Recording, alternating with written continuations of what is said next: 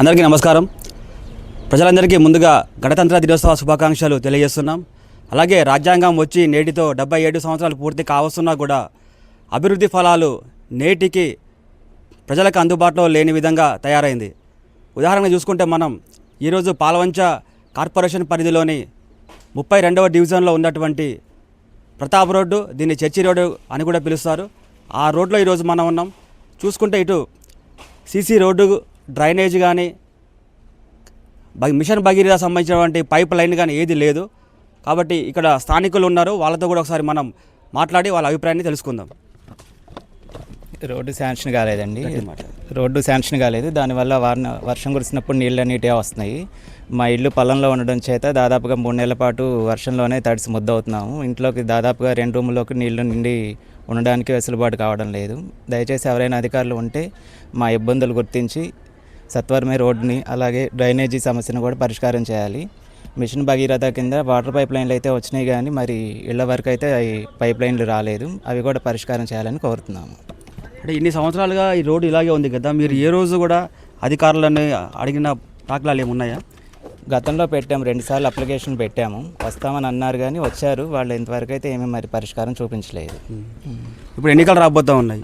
మీరు అభివృద్ధి వైపు నిలబడతారా లేకపోతే డబ్బు రాజకీయాల వైపు నిలబడతారా? అభివృద్ధి వైపే నిలబడతాం. అలాగే ఇదే గాంధీనగర్లో నివసిస్తూ 21 సంవత్సరాలుగా నేను అద్దె ఇంట్లోనే ఉంటున్నాను. ఎన్నిసార్లు కూడా ప్రభుత్వానికి విన్నవించినా కూడా ఒక సెంటు భూమి కానీ, ఇందిరమ్మ ఇల్లు కానీ, అలాగే దానికి సంబంధించినటువంటి ఏది కూడా మాకు ప్రభుత్వం నుంచి అందలేదని చెప్పేసి ఒక మహిళ అయితే మనతో చెప్పుకొని వాళ్ళ యొక్క ఆవేదనని మనతో పంచుకుంటున్నారు.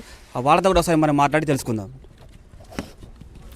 మేము గత 21 సంవత్సరాల నుంచి ఇదే నవభారతి గాంధీ ఏరియాలో నివాసం ఉంటున్నామండి. ఎన్నిసార్లు మేము ఇందిరమ్మ ఇండ్లకి ఇప్పుడు బీఆర్ఎస్ నాయకత్వంలో కానివ్వండి, కాంగ్రెస్ నాయకత్వంలో కానివ్వండి, ఇందిరమ్మ ఇండ్లకి మేము పెట్టుకున్నా కానీ మాకు ఇంతవరకు ఇల్లు రాలేదు. కాబట్టి మాకు కొంచెం ఇల్లు రావాలని, మేము ఇల్లు ఇప్పిస్తారని మేము కోరుకుంటున్నాము. అలాగే మేము ఉంటున్న ఏరియాలో కూడా ఈ రోడ్డు చక్కగా లేదు. కాకపోతే వర్షాకాలం వచ్చినప్పుడు మాకు చాలా ఇబ్బంది అవుతుంది. ఈ డ్రైనేజ్ కాలువలు కానివ్వండి, రోడ్డు వసతులు కానివ్వండి, ఇటు రావాలన్న వర్షాకాలం వచ్చినప్పుడు మాత్రం ఇండ్లకి నీళ్లు, పాములు రావటం జరుగుతుంది. ఆ సమస్యను కూడా పరిష్కరిస్తారని కోరుకుంటున్నాను. ఈ రోజు వరకు మీరు మా మున్సిపాలిటీ సంబంధించిన పాలన చూశారు. రాబోయే రోజుల్లో కార్పొరేషన్ పరిధిలో జరుగుతూ ఉంది. అభివృద్ధి జరుగుతుందనేసి మీరు అనుకుంటున్నారు? అభివృద్ధి జరగాలని ఆశిస్తున్నాను.